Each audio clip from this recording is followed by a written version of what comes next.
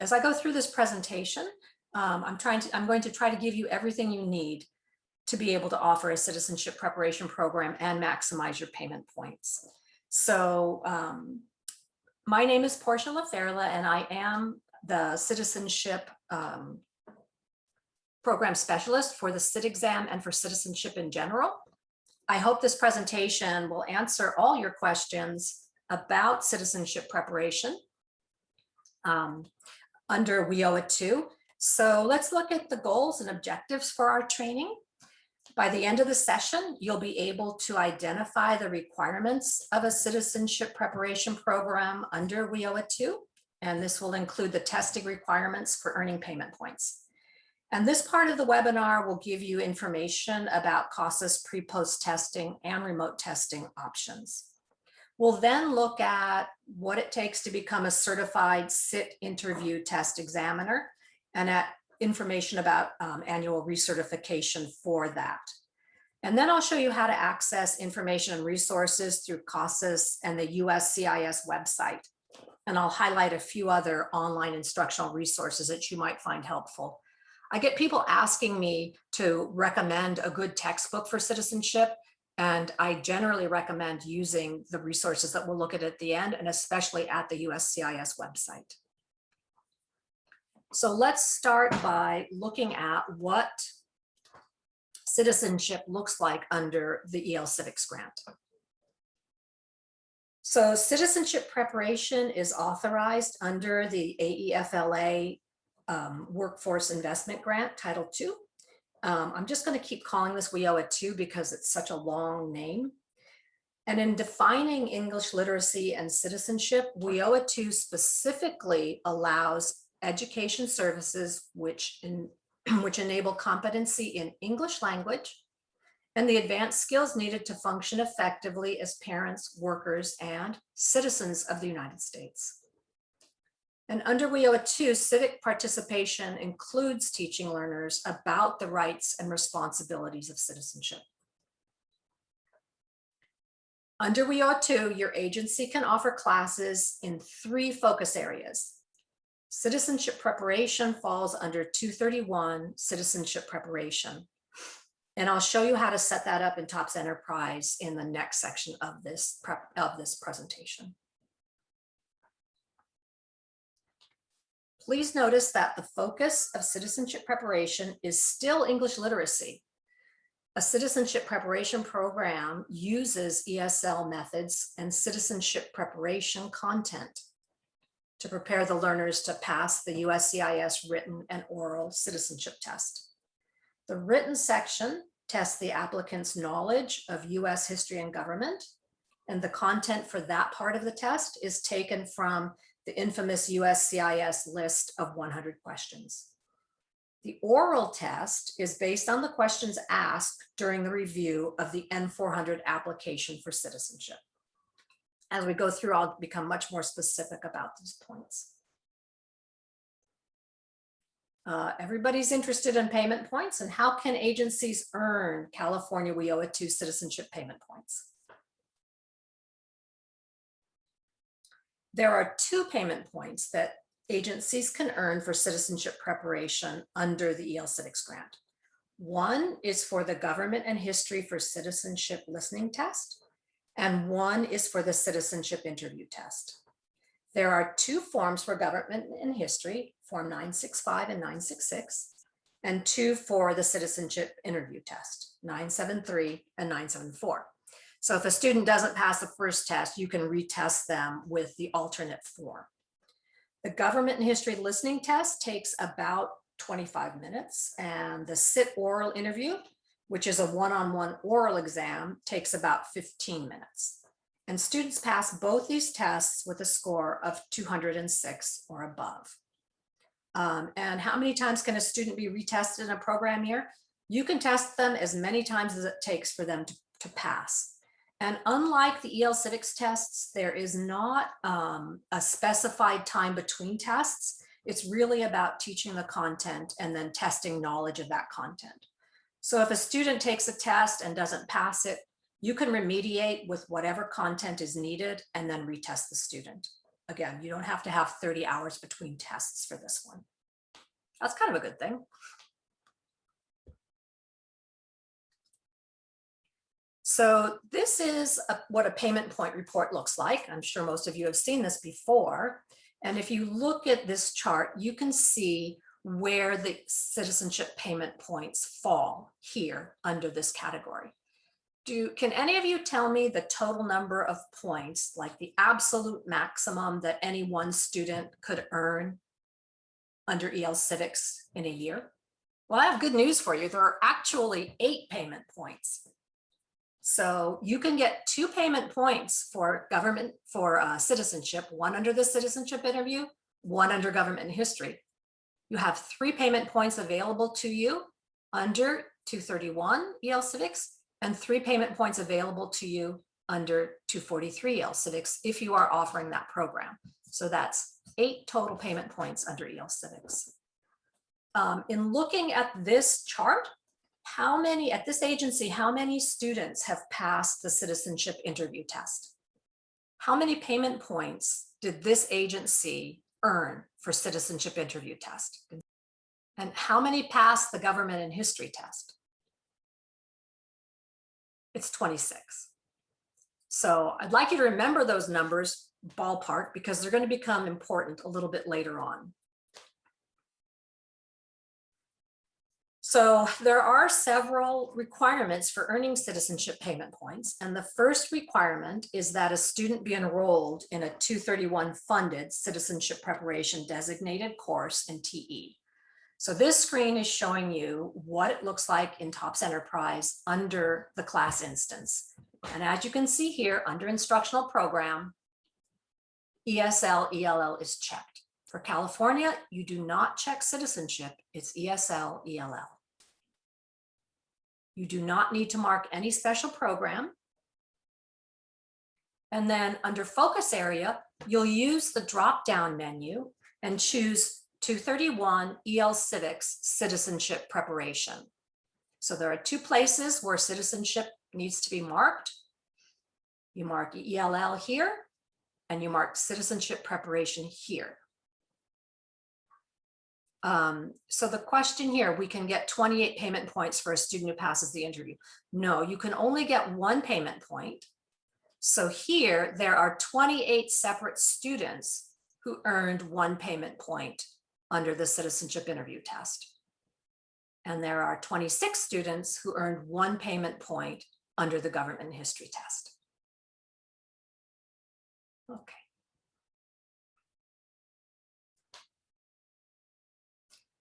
So the second requirement is that students have a CASAS pre and post-test pair using either the Life and Work reading or listening series, or the Reading for Citizenship test, which is for beginning students only. And the third requirement is for the staff to complete an entry and an update record or the equivalent for each student. So these requirements are also known as SODS, Student Outcome Data Set, and they are required for any payment point under WIOA 2 for California.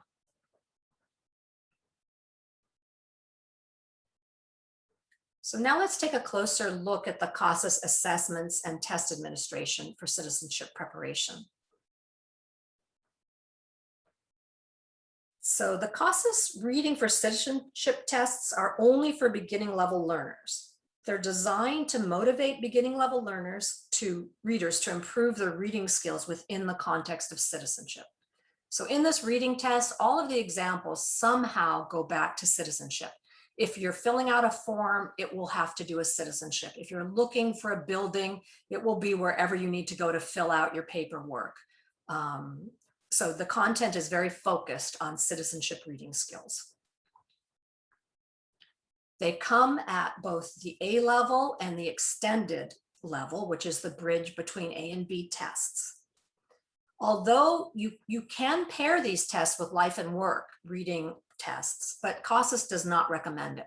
The Life and Work reading test content is a little bit different, so it's not very helpful to pre-test with one and post-test with the other. However, if you do that, it is a valid pre-post test pair. Most people prefer to just use Life and Listening tests because they can be used for all learners. They're of interest to all learners, and then you're not testing with two different test series.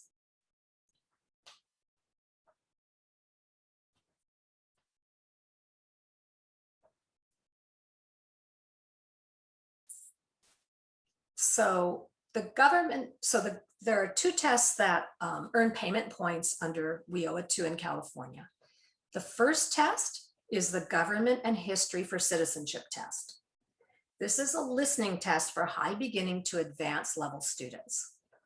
It's a test of knowledge of US government and history questions, and it's based on the 100 question list from the USCIS. In this test, the student listens to a recorded question and then chooses the response either through e-testing or on a paper test booklet. The student only sees the response, not the question. So they listen to the question is read to them twice, and they choose their answer A, B, C, or D. They never see a question. There's no special training needed to administer the paper-based test, but the test administrator just needs to follow the directions that are in the test administration manual that comes with those paper-based tests. For e-testing, however, the test administrator must be an e-test certified proctor, which is true for all e-testing. So knowledge of US history and government is important for all of our immigrant students. And many agencies teach this content and administer the government history to their general ESL population. They earn many more payment points than schools who only offer this test to students preparing for citizenship.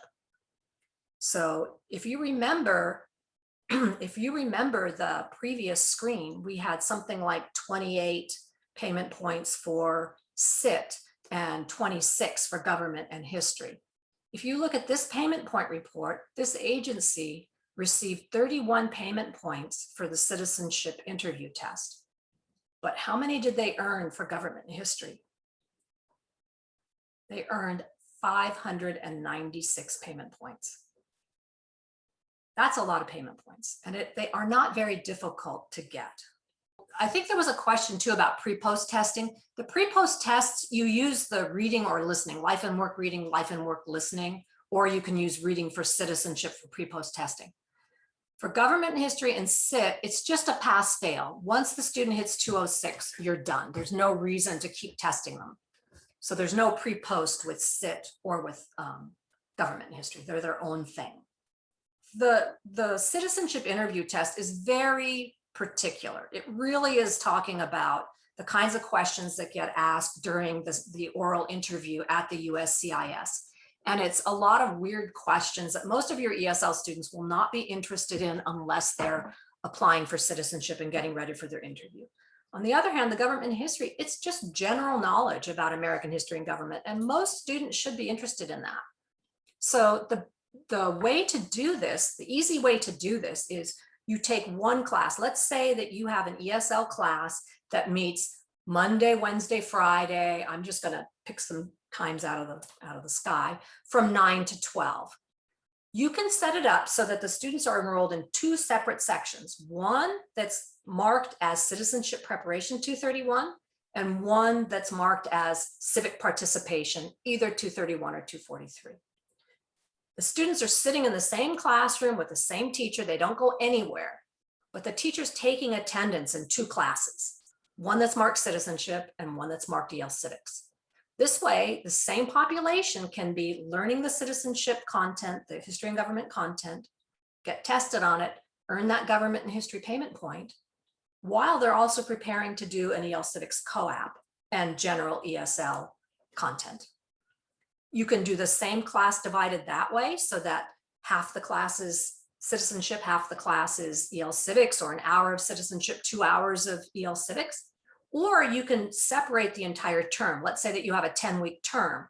You could do 5 or 6 weeks of EL Civics and 4 or 5 weeks of citizenship, because the citizenship won't take as much time probably for government and history as the time you spend for the EL Civics co-op. But that's something for your agency to decide. So this is just a little screenshot from the CASAS website. And this is where you'll find that FAQ document, and there's a link there. And if you download the PowerPoint, the link should be live. So the second test that earns citizenship payment points is the CIT, or Citizenship Interview Test. The CIT's a one-on-one oral interview. The interview has questions about personal and other information that's on the N400 application for citizenship. So some examples are questions about marital status, previous education, residency, income, paying taxes, other things like that. Are you a habitual drunkard? So as I said, it's not of wide interest to your students, but it's of great interest to your students who are preparing for citizenship. It's not going, here we go. There we go. Only certified CIT examiners can administer the CIT. Agency staff must be currently certified in order for students to earn payment points. So teachers can certify for this, but other staff can also certify to administer the CIT. Could be an instructional assistant, an office worker, but not volunteers. It should be somebody who is in paid status at your agency. And the online certification and recertification modules will train you on how to administer the interview and how to accurately score the responses. If you want to be a CIT examiner, you place an order for the self-paced training course at CASAS.org, and there's no charge for WIOA 2 agencies. And I'm going to show you that a little bit later, because there are always questions about how to register for this without having to pay, because WIOA 2 agencies do not pay for this training. For CIT certification, there are 3 parts to the process. It's an online self-paced course, and it takes maybe 4 to 6 hours to complete. The course contains practice using scoring guidelines and scoring anchors that help make sure that all CIT examiners score in a consistent way. Once the participant successfully completes the online certification, you go to part 2. And in part 2, you have to successfully score 3 of 6 interviews at 80%. And then in part 3, you record 2 interviews with students from beginning high to intermediate level and send them to CASAS for review. So you go through units 1 through 9. When you get to 8 and 9, you're doing some practice scoring. In unit 10, you score some 3 of 6 interviews accurately, and then you send samples to CASAS, and then you would be certified. And the certification expires on June 30th each year. You must annually recertify, and this process is used to make sure that the CIT examiners are continuing to score the interviews in a standardized manner and not drifting in their scoring. We want to make sure that everybody everywhere scores in the same way. CIT examiners get notified about their certification status and the recertification procedures every year. So CIT examiners can recertify online between January and April 30th. For those of you who are already certified, CASAS has been updating the scoring guidelines and anchors. So those are the documents that give you examples of responses and how they should be scored. We've added some new examples and clarified a few things. So, please use the newest versions, which will be dated July 2021. If you're using other documents, please download the new ones when you get into your recertification. The test administration directions will also be in the recertification course. They haven't always been there, but they will be there, and those will be labeled 2020. As always, if you ever have any questions about citizenship, you can email cit@casas.org. I am usually the person that responds to those emails, unless there's somebody who knows a lot more than me, and then I will gladly turn it over to them. But I do receive all of those questions.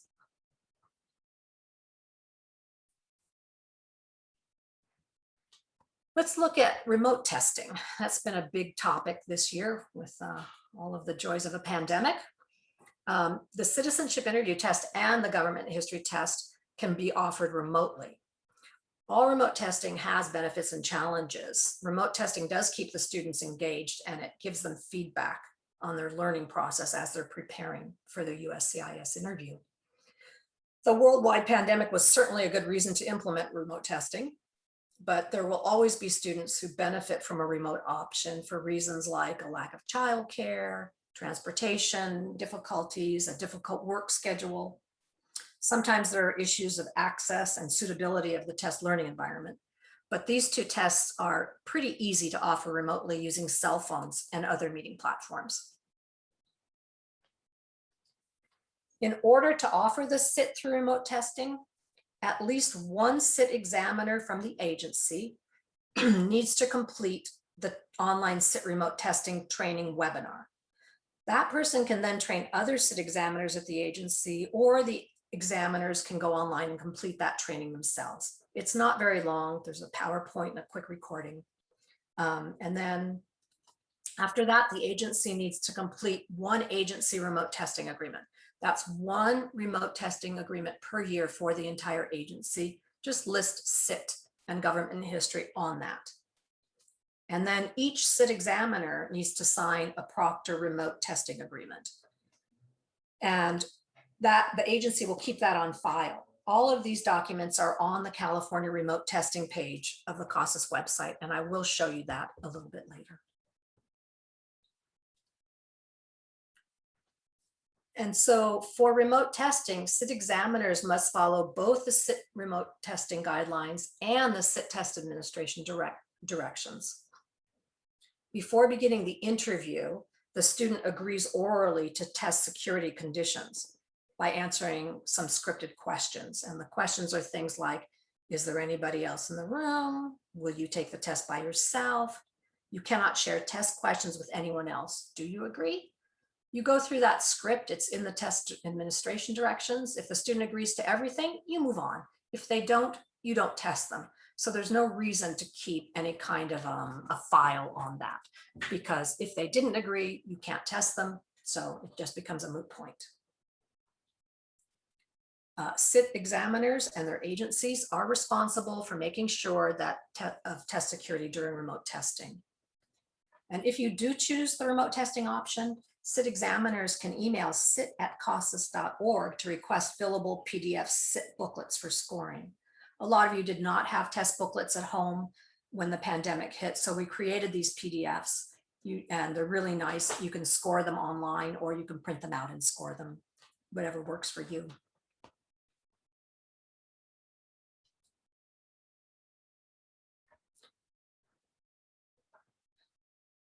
So please remember that no matter what, you have to follow the SIT test administration directions unless there's something in the remote testing guidelines that tells you otherwise. Always refer back to those documents, please.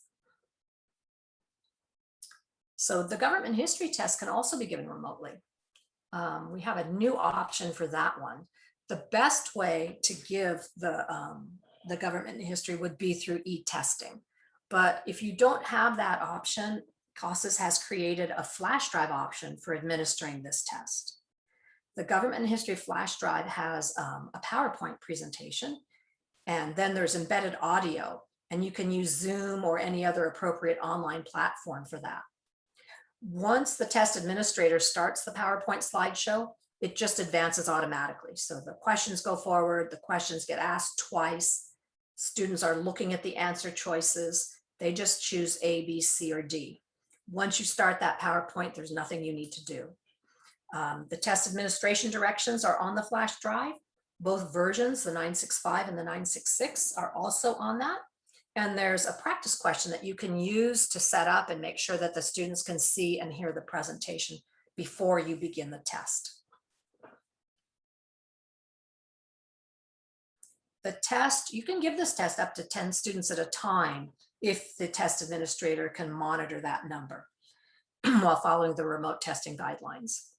Your agency can decide how to collect the answers. So you could have them write the answers on a piece of paper, A, B, C, or D, take a photograph, submit it to the test proctor. You could have them do it in a Google form, but sometimes that's difficult because the students have to go back and forth between two screens. It's up to your agency how you want to do that. And then when you submit those answers, you don't have to bubble in an answer sheet or anything like that. If you score them and the student passes, you submit that just like with an EL Civics test, you do a score override and submit that as a 999 if they pass and a 000 if they don't pass. So there's no need to completely bubble in an answer sheet. You can just score it and then submit pass or fail for that. And you don't have to be certified in any way to give the government and history test. But if you're giving it as an e-test, the proctor does need to be e-test certified. And if you choose to use the government and history flash drive, you should order one drive per test administrator. You can't duplicate it. You cannot share it. You have to have one per administrator. There is no charge to WIOA to agencies. So when you order it, order as many as you think you're going to need. You can use the CASAS California order form or send an email to sit@casas.org and I will email you a form. And again, there is no charge for those flash drives. So this is a screenshot of the California remote testing webpage. So if you go there, you can get all the documents and training materials that you need to get started with citizenship remote testing. This is also where you're going to find the agency and proctor remote testing agreements. If I just click on the website, it's California remote testing. We scroll down, here's citizenship interview test with all of the needed documents. There's a recorded webinar, and up here is the agency and the proctor remote guideline. Government history is not on this page, but the test administration directions are on the flash drive and they will be posted here after July 1st. Again, those are just screenshots of where the documents are. Once you complete remote test training for the SIT, you can use the one-page going remote checklist as an easy reference for making sure you're following the remote test guidelines. I know when you're plowing through PowerPoints and webinars and recordings, it's a lot of information. So if you just use this one page, once you've done the training, it has all the information you really need to be able to test remotely. So number one, who can test administrators share the government and history flash drive with? The answer is nobody. You want to have one per test administrator. If there are 3 test administrators, 3 flash drives. If there are 15, 15, just order what you need. And can agencies copy the flash drive for use for other people at your school? You cannot. They are copyrighted materials and you cannot copy them. Just keep ordering more as you need them. And how many flash drives should an agency order? And the correct answer is 1 for each test administrator. And the last question, what certification is needed to administer the CASAS government history test using the flash drive option? No certification is needed. So if you're offering it through e-testing, you need to be e-test proctor certified. The SIT certification is only for the citizenship interview test. For the government history, no certification is required. Now we're going to look at how you go about offering a citizenship preparation program and earning payment points. Once again, the same for any other EL Civics payment point, there are certain requirements. You have to administer CASAS pre and post tests to each learner. And you have to complete an entry record or an update record for each student. Could be an equivalent if they're filling it out in TOPS Enterprise when they're testing. As long as the information is in there, it doesn't matter how it gets there. Before offering a citizenship preparation program, the citizenship teachers really need to become familiar with citizenship information and resources so that they can plan instruction. There are some really great resources to assist your school with planning and delivering instruction for SIT prep that are readily available online. Many of them you can access through the CASAS website. The blue arrow shows where you can find slides for the citizenship preparation training and the citizenship preparation FAQs. The purple arrow shows you where you can find learning resources, including a link to the really great USCIS website. And then the second screenshot's from the bottom of the web page with the green arrow showing a link to the CASAS assessments. And there are descriptions of the tests there with ordering information. And there's also a link for ordering CIT certification training.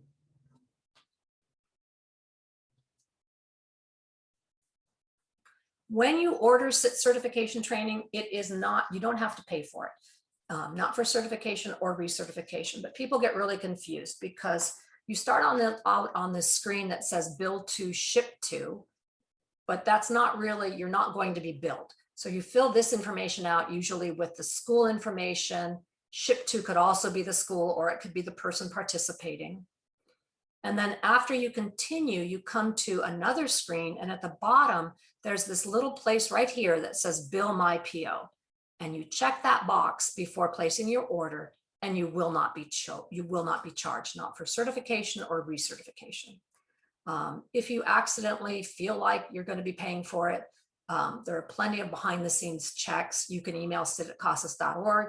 We'll make sure that you're not, but California WIOA, 2 agencies do not pay for CIT certification or CIT recertification.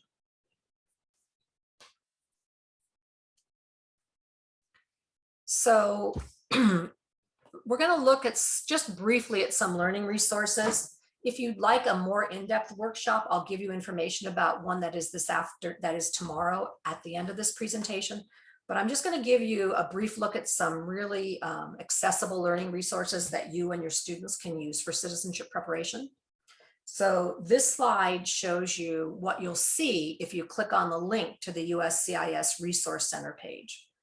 The Resource Center has citizenship information, both for those seeking citizenship and lots of other ones for educational programs. The Resource Center has really good lesson plans and practice materials for teachers to use for instruction and self-study lessons for the learners. So it's really good for both the teachers and the students to become familiar with this site. So let's look at the resources for educational products available through the USCIS website.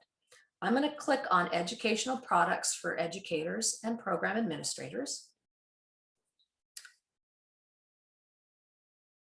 And this takes us to a searchable database. Here's the search box here.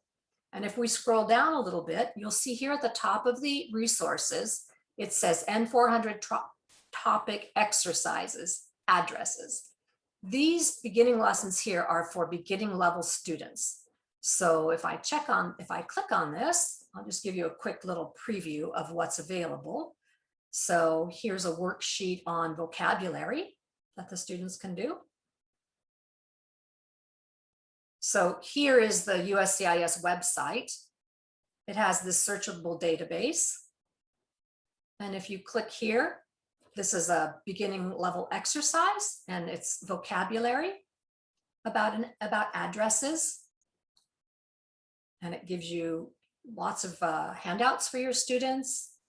It's got reading, it's got fill in the blank. If you scroll down a little bit farther, for example, here's something on the Bill of Rights and Other Amendments lesson plan. So there's a very complete lesson plan here for the teacher.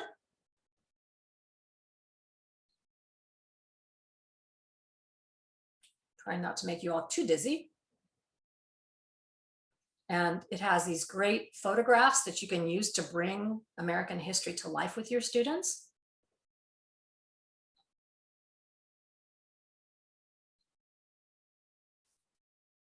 And then there are handouts.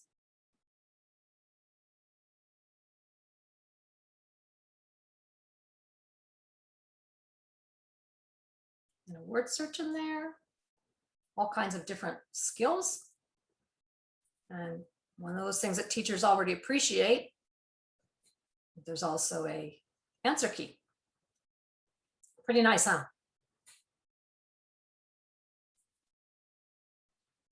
And also, if you go to the searchable database, you can filter by user and type. So let's say that I am an educator and I'm looking for intermediate lesson plans on early America. I search. There it is. I get a lesson plan. I get handouts. These are intermediate now. The previous ones were beginning, so the readings are a bit longer.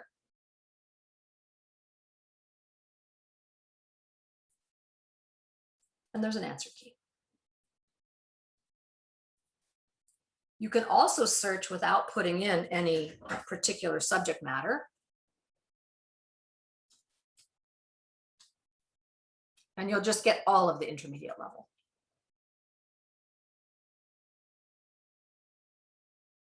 As I said before, there's really no need for a citizenship textbook when you have all of this available to you.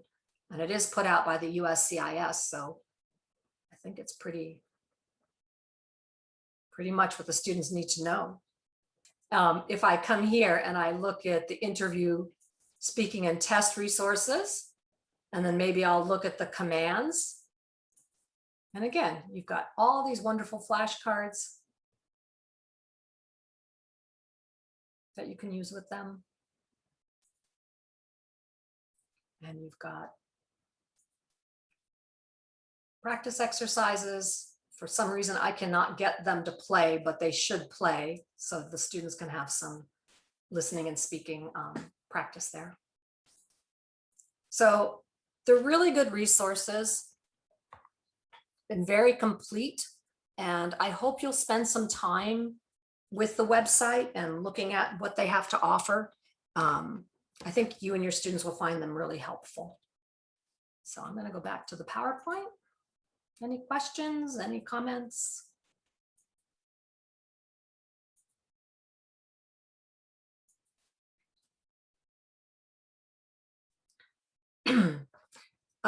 Another really good resource for citizenship is the USA Learns course. Have any of you used USA Learns?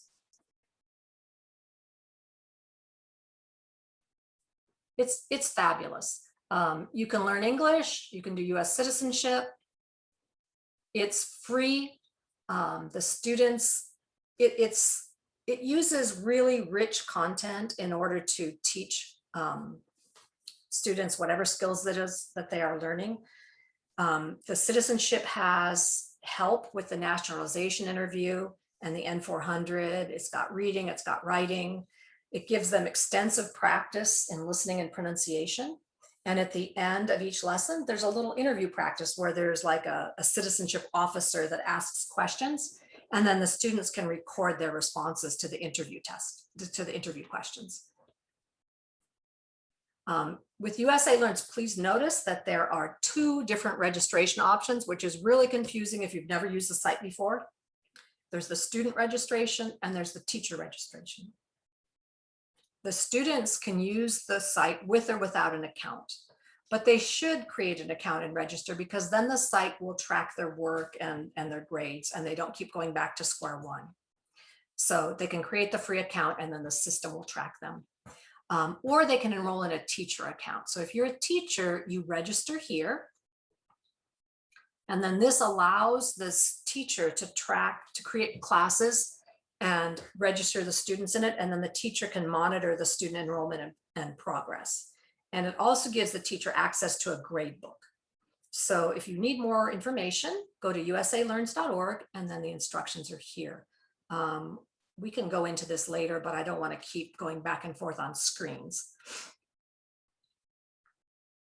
So in the teacher instructions, you have how to create a class, how to manage classes and students. And then another really good resource is Ventures Arcade. And Ventures, Cambridge is a nonprofit, and they make the Ventures Arcade freely available. Anybody can go in and use the Ventures Arcade. You don't need any kind of an account. They have basic English, levels 1, 2, 3, 4, and then they have citizenship. And in the citizenship, they have 6 areas: 100 questions, English test, N400, and government history, rights and responsibilities. So I'm going to go into the arcade briefly. So if we go into the citizenship section of the Ventures Arcade and we go into government, for example, you can see how many different kinds of activities there are. So this one is a choose the correct word.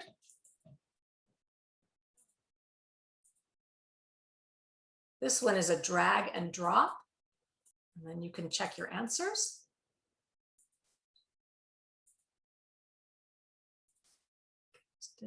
There's another drag and drop. There's a crossword puzzle.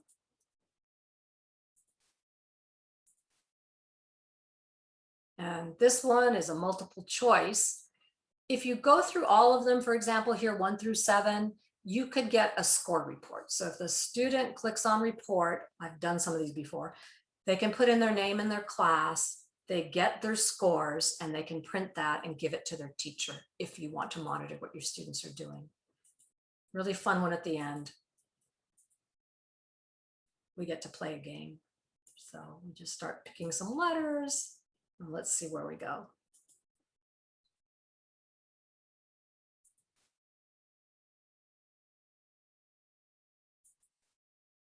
And we get a good round of applause.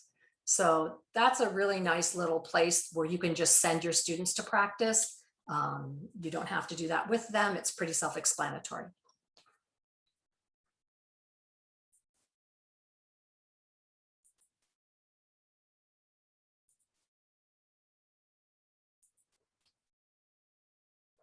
And then the last one is Burlington English. I don't know how many of you have access to Burlington English, but there is extensive citizenship preparation in the course. If you have Burlington English, you would go to courses, and then English in America, and there are 3 levels of English in America: beginning, intermediate, and advanced. Then you go to student lessons or vocabulary practice. And then, whoops, sorry. If you go to units 14 and 15 of any of the levels, those are where the citizenship materials are. So 14 and 15 under student lessons and vocabulary practice, the students should complete all 3. Otherwise, they're going to miss some citizenship content. They should go through level 1, level 2, level 3, units 14 and 15 for each of those. Okay, so to wrap up, I hope the presentation's been helpful to you and that we've met the goals for the webinar. We've identified the requirements specific to citizenship preparation under WIOA.